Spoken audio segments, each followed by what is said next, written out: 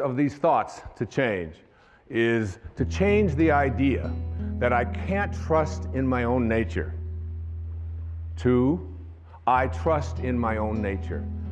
Did it ever occur to you that you have a nature? That nature is so profound and is always calling you. You know it. No one else can know it. No one else can impose it on you. No one else can tell you what it is that you feel in here that you know is why you're here and what you're doing here. There's no one else can explain that or explore that with you. You can't share it. Everything in the universe has a nature. Your dog has a nature. A crocodile has a nature.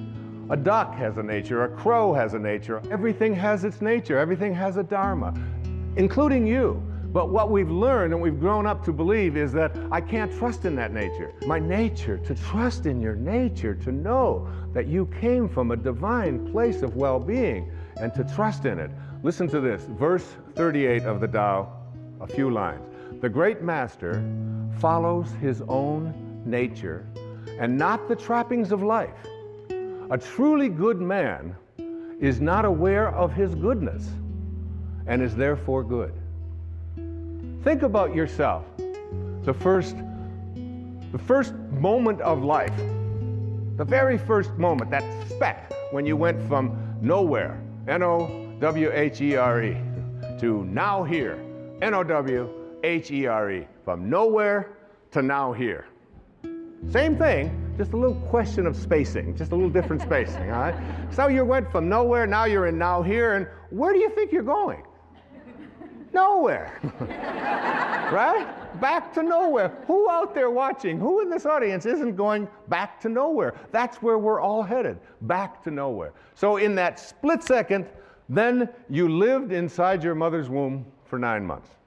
And in that 9-month period of time, you trusted your nature. You didn't have a sonogram and say, oh my God, I don't have a nose. This is very scary. What if it doesn't show up on time? Or you didn't do any of that. You trusted completely in your own nature, right?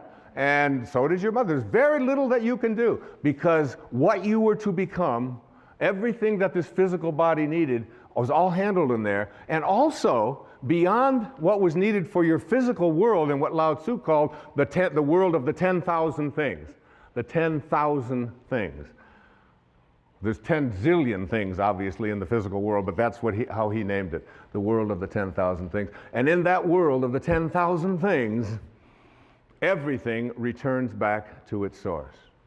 But while you're in that place, and why wouldn't you believe, even maybe for a second, that not only was my physiology all handled for me, but everything else that I needed, if I could just stop interfering with it and stop other people from doing it, that everything I needed. And that's a big part of understanding change your thoughts, change your life. It's a big part of that. The idea that I have a nature that I can trust, not something that I have to be afraid of, and I can stop letting other people interfere with it as well.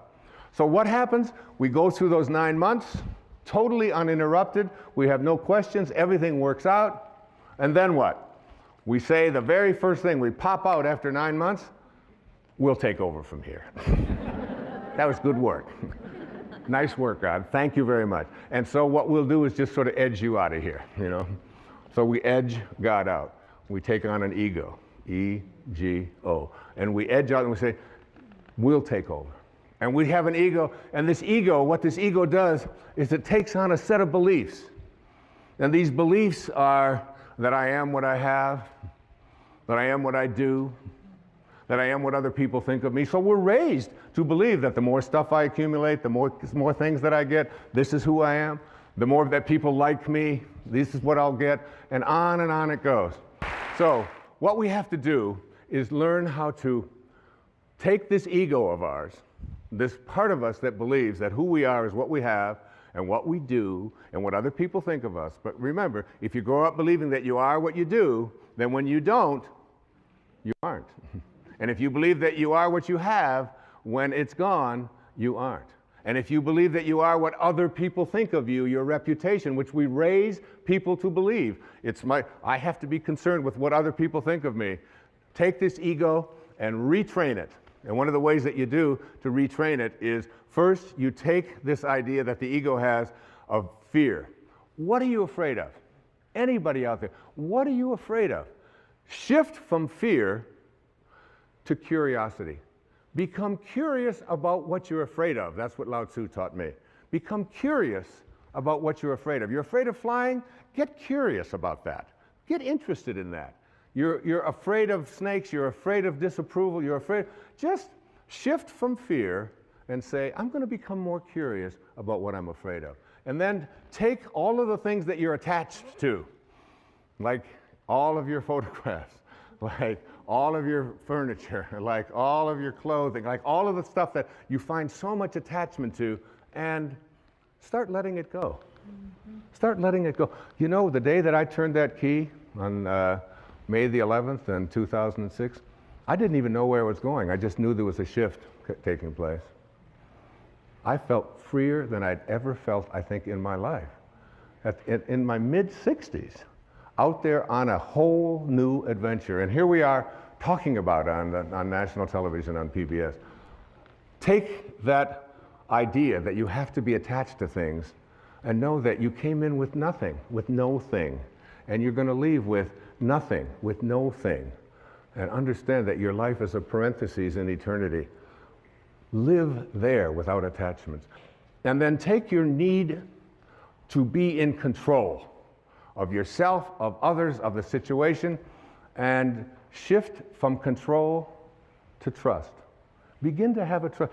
Lao Tzu is profound about this. In each one of the 81 verses, it comes up about 60 times as you look at letting go and letting God, allowing yourself to trust in your nature, allowing yourself to no longer believe that everything has to be controlled by me, and that other people no longer have to be in control of me as well. Begin to trust.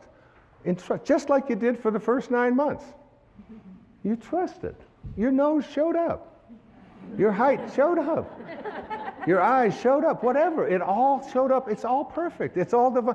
So why not wander through your life and have this wonderful, peaceful knowing that it's all fine? And finally, shift from your sense of entitlement.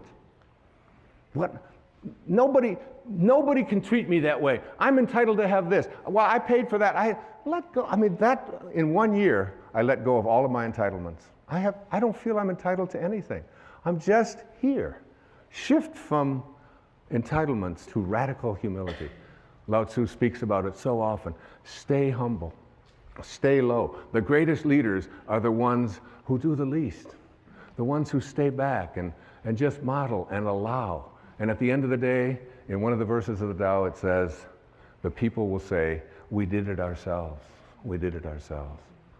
In verse 49 of the Tao Te Ching, here's an exact quote. The sage is kind to the kind and kind to the unkind because the nature of his being is kindness.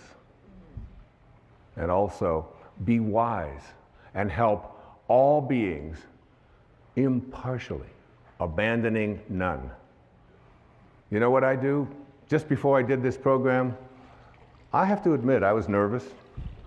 I was humbled by it. Like, who are you, Wayne Dyer?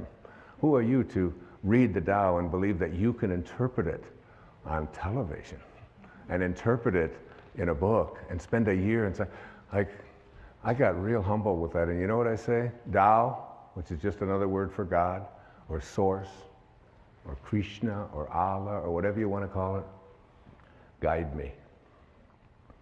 Guide me now. I have that awareness before I come out. If you knew, it says in the Course in Miracles, if you knew who walked beside you at all times on this path that you have chosen, you could never experience fear or doubt again.